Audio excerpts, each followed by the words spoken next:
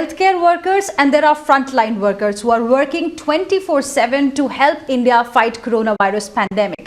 But do you know that there are several entrepreneurs as well who have also in their unique way tried to help India fight this pandemic? Well, when lockdown actually was imposed in the month of March 2020, at that time, things like PPE kits, sanitizers, air purifiers, especially to help fight coronavirus, masks, etc., were not readily available. In fact, India was heavily dependent upon other countries for imports of these kind of things, including ventilators as well. But now all of these are readily available because many innovators in the country saw that crisis as an opportunity and have created unique products to help India fight coronavirus pandemic. Today on India Revival Mission, we are going to introduce you to 4 such Indian innovators. We have with us today Kartik Singhal, Director, Zeco Aircon Limited. He's also founder O2Cure. We have with us Upkar S Sharma, founder and CEO, Crea Worldwide. We have with us Akshay Singhal, who is co-founder, Log9 Materials. And we also have with us Kartik Mehta, co-founder and director, Saral Designs. Thank you very much, all of you gentlemen, for joining us here on India Revival Mission today. Kartik Mehta, let me begin this discussion with you. So Saral Designs partnered with Mahindra Group to re-engineer their sanitary napkin making machine to make 3-ply surgical masks. Can you tell us what really was the reason behind this innovation and what is the current status? Right. So in March, we had realized that there's a huge need for 3-ply masks, and at that time we had developed and designed a unique machine to make sanitary napkins. So we realized that there was a huge need for 3-ply masks, and we wanted to do something about it. And so we had initially started making some modifications to our machine and start developing the 3-ply masks. And at that time, we saw that Mahindra is offering to help startups like us to quickly come up with innovative solutions and help the frontline workers with EV products, etc. So that is when we reached out to them. And in a short span of 15 days, we converted our sanitary napkin machine to start making 3-ply surgical masks. And within a month, we had made more than 1 million of these masks along with Mahindra. And then we also tied up with other FMCG companies like Marico. And month by month, we are making millions of these masks and distributing it to several frontline workers in Mumbai, Maharashtra, and in other states as well, as far as even like Guwahati or so that is what we were able to do in a short span of time. Luckily, we had the experience of making disposable hygiene products like sanitary napkins, diapers, and maternity pads and other kind of disposable hygiene products. So that knowledge really helped us to quickly pivot and make a machine for making 3-ply masks. And then we had really worked hard to partner with these companies and distribute and make our product reach to the people who really needed it at that time, and still continue to do so. Yeah. Yes. So, but Kartik, when you started in the month of March, when you thought about this idea, at that time the lockdown was in place. So, most of the people were working from home. I'm sure your workforce was also working from home. So, what kind of challenges did you face at that point in time? Because even to ensure that the masks are made properly and enough safety protocols are in place, it must have been quite difficult. That's true. So, all our suppliers that used to provide us parts for the machines and everything, they also had their shutdown. The shops were shut down. At that time, working with Mahindra really helped us out. They have a very good network of suppliers for making parts for machines. And in fact, we took our entire machinery to Mahindra's site itself. So all the protocols that were required to do the production in a safe manner, that was, Mahindra was really helping us out to do it in a very safe manner. And they helped us to procure the parts easily so that the machine can be assembled in a very short span of time. So that is why by the 1st of April, we had begun the production and distribution of these masks. So this project was completed within a duration of 15 days. And then we are just producing and distributing the masks. And what about training your staff? Again, since our staff were already, working in the disposable hygiene space, we had a bit of idea of how to work with these kind of materials. Obviously, there are some changes in a mask compared to a pad and diapers, but we were able to quickly work along with Mahindra and figured out how to make a safe and certified 3-ply surgical mask. And that is how we went about it. And now we have two units, one in Mumbai and one in North India in Haryana, where every day we are producing these masks and distributing it to nearby areas. Okay, let's now talk about another very interesting story of Upkar Sharma. We know that desperate times call for desperate measures, and during the pandemic, Upkar Sharma, whose company is actually into the business of making bags and accessories, started manufacturing PPE kits, and they were not ordinary PPE kits, they were actually breathable PPE kits. Tell us about your story and what really was the thought behind this innovation.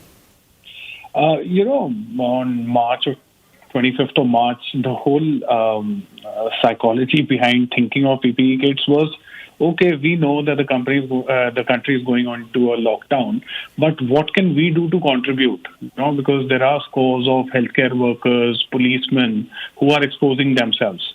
And similar to Kartik, our story is that we've had a background in textiles. So since we were making bags and accessories, also defense and tactical gear, we know technical textiles. So the first thought was, if there is a PPE shortage, one thing is to plug it. Second is, of course, to also understand that the PPE is being imported from China largely at that particular point of time.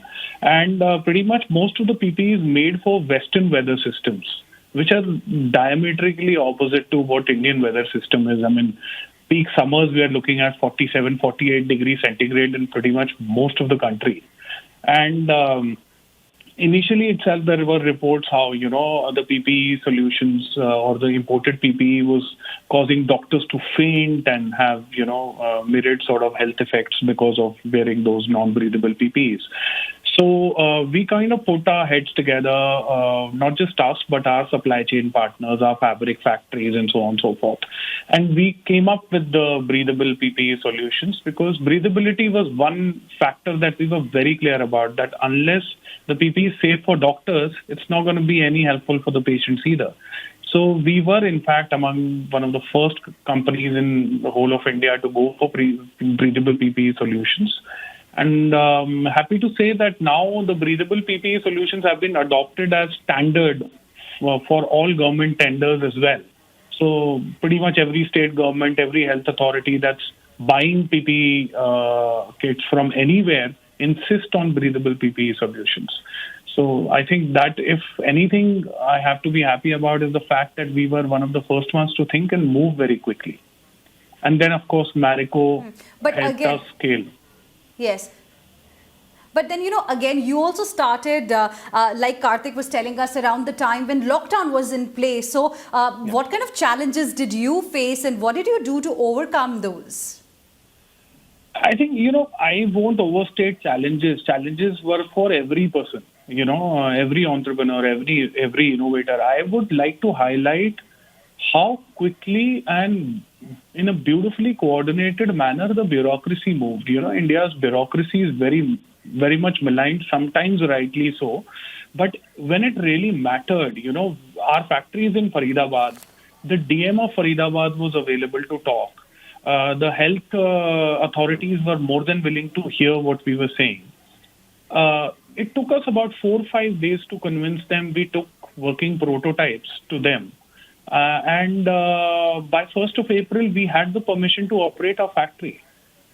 So if in that situation, the bureaucracy hadn't moved its wheels, we would not have been able to move anywhere because they wouldn't have allowed us to open the factory. So I think more than any challenge, it is how well concerted the effort was by the bureaucracy in question is I think, something to be lauded.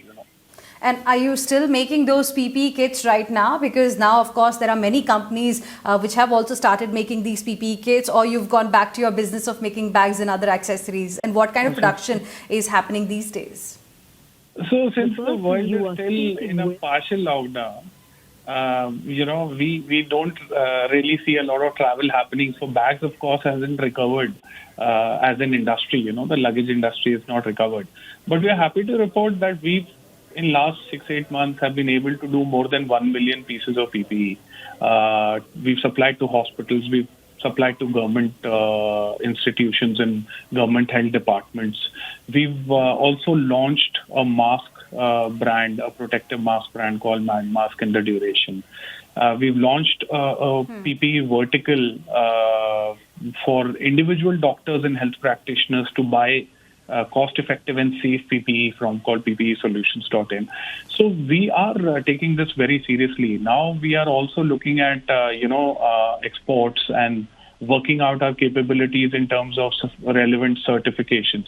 So this is something we've stumbled on, but we are not going to just take it as an opportune thing that we did it at a point of time and then, when our regular business resumed, we got back to it. We are taking this very seriously. And since we worked so hard to get here, might as well take it forward. So that's the way we are operating. It's interesting. So you're making it in India for India and now planning to make it for the world as well. Kartik Singhal, let's hear about your story now. This pandemic has taught us quite a lot, and one of the thing is that we can't take anything for granted. We need to be prepared all the time. I think that's what your innovation also tells us. Well, yes, thank you, Hina, for your question. To start with, Zeco Aircon as a company, we're a 30-year-old company. We're one of the largest manufacturers for central air conditioners in India. We have 4 factories, and we started air purification about a decade ago. Under Zeco only, and where we were trying to help. We manufacture all the air purifiers, and we try to help the B2B segment of the project segment, where people want to afford or can afford for good air quality.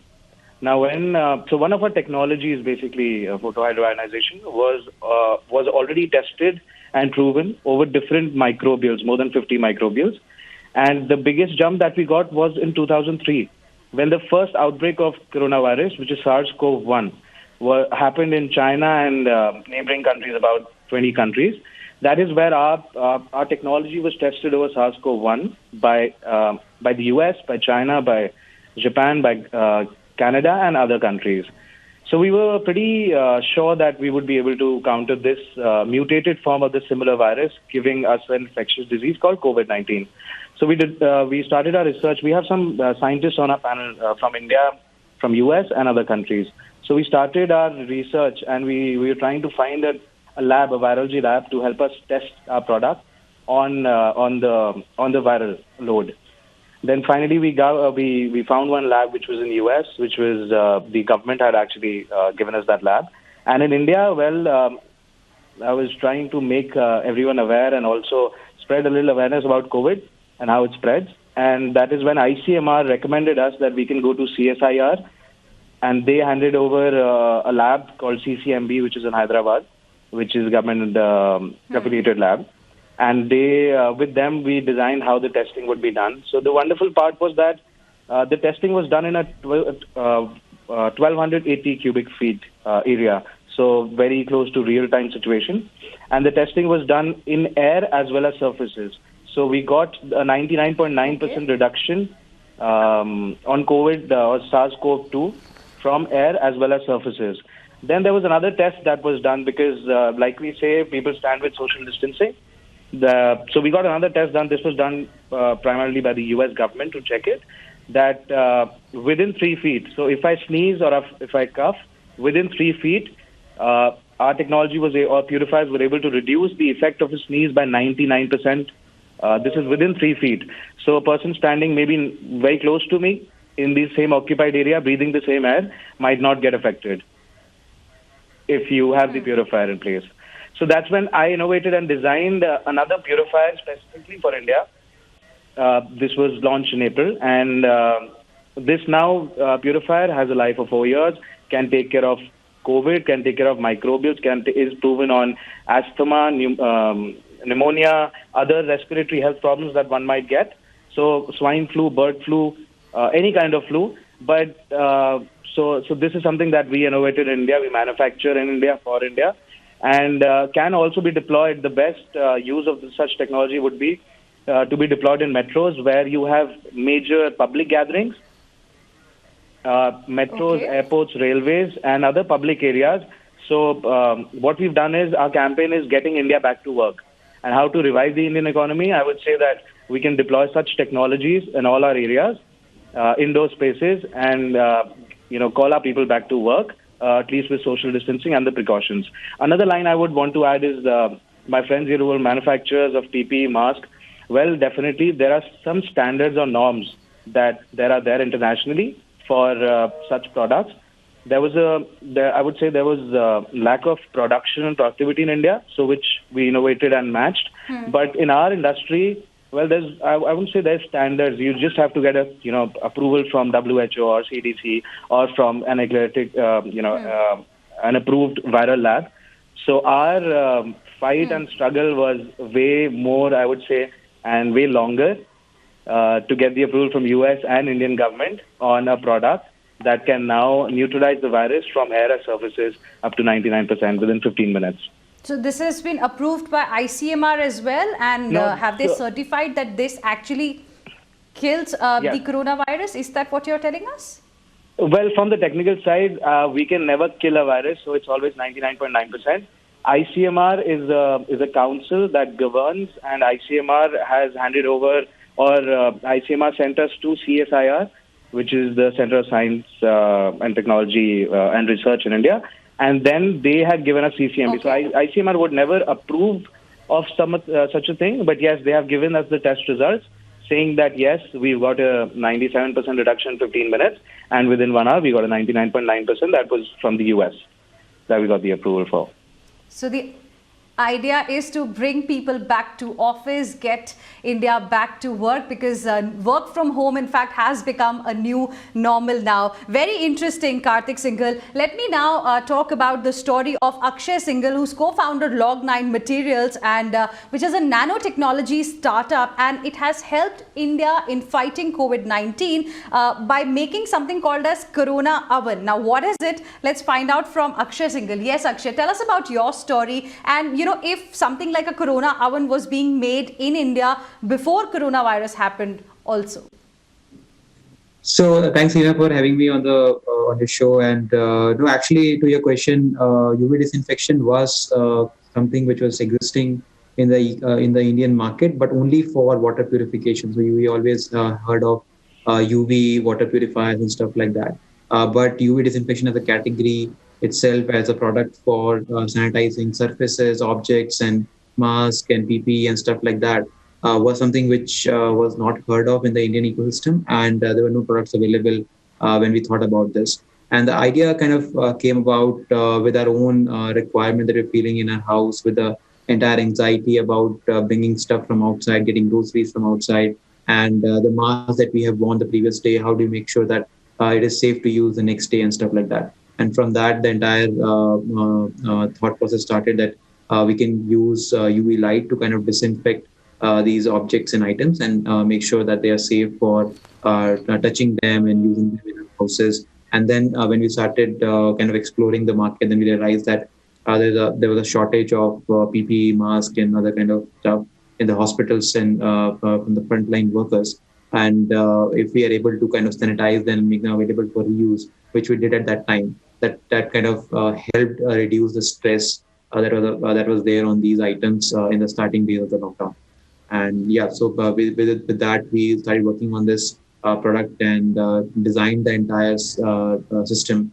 And within 15 days time, starting from last week of March, and then starting shipping out the first batch of our products to certain hospitals in Delhi, Bangalore, Mumbai, and these places by second week of April. So that's what we were able to pull together. That's quite interesting that, how all of you have given us a sense that the moment lockdown started, there were certain entrepreneurs, innovators who immediately thought that, this is the opportunity to help India fight this pandemic, because it was an unknown enemy that came to our lives and has completely changed our lives. Akshay Singhal, what kind of challenges did you face? Because like everyone else, even you started when we were all in the middle of a lockdown. So definitely in the first week when we started working on the Corona Oven product range, the challenge was to really get to our labs, get to our facilities and to do prototyping and then kind of get everything together. But as someone else was mentioning on the platform itself today, that the bureaucracy really helped and kind of made sure that we get the necessary permissions and we can innovate and provide indigenous technologies to fight the pandemic. That kind of happened. We also got a lot of support from Niti Aayog, which we have been working with for our battery technologies and other nanotechnology innovations that we do over time. So they kind of moved a lot of resources and kind of helped us get the necessary permissions locally in Bangalore. And also Bangalore police helped us a lot, wherein they were not only our first customers, but they also kind of helped us move around the city and without any hindrance, and got us the necessary permissions to kind of operate our facilities for production and prototyping and everything else. Let me now ask each one of you, because budget is around the corner, what is it that you are looking forward to from the government side, from the finance minister, to further help India make self-reliant, Aatmanirbhar, to make not just for India but for the world as well? Let's start with Kartik Mehta first. What we see is that we have a lot of clients who set up units of sanitary napkin manufacturing or even for mask manufacturing. It takes time for the loans to come into their bank account and for them to really start the production and the manufacturing. So my request would just be to ease the steps and make it quicker so that the entrepreneurs can really start working on their manufacturing business and get moving as soon as possible. Okay. Upkar Sharma, what is it that you are looking forward to from the finance minister in the upcoming budget? I would just say finance minister, I would probably urge the government machinery to look at the SME, MSME sector, not as a Bimaru sector that always needs your help.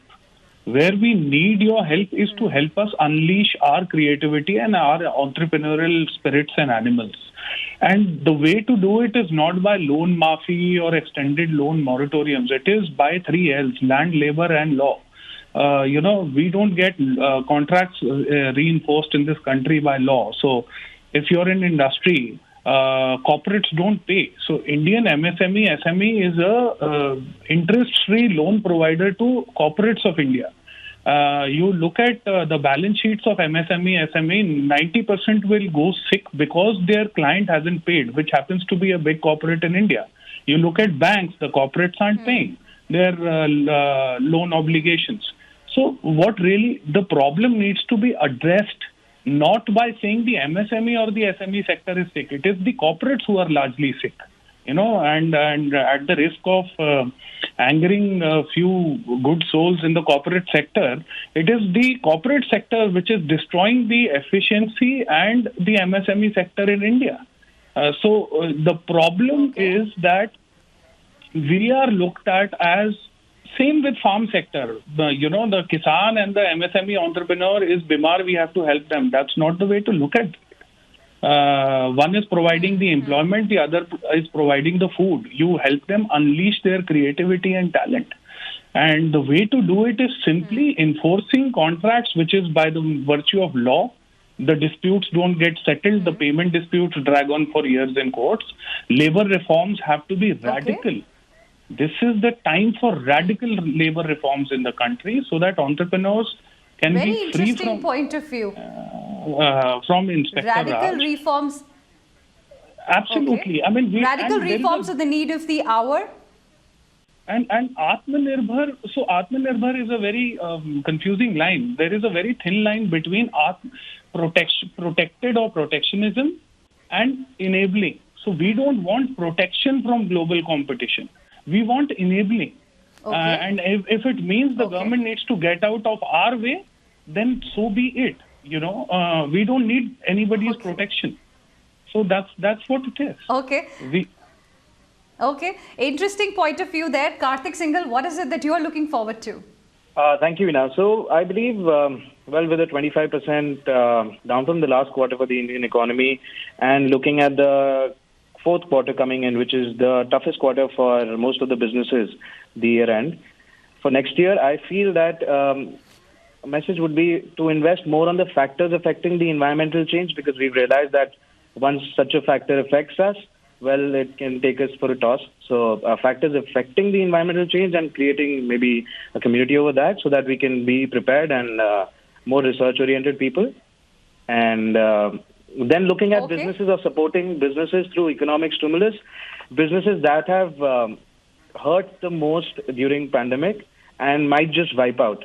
Right. So the support to those Okay. businesses would be, I think, very important in the next year, so that many such businesses can revive. Right. Important point there. Akshay Singhal, I give you the last word.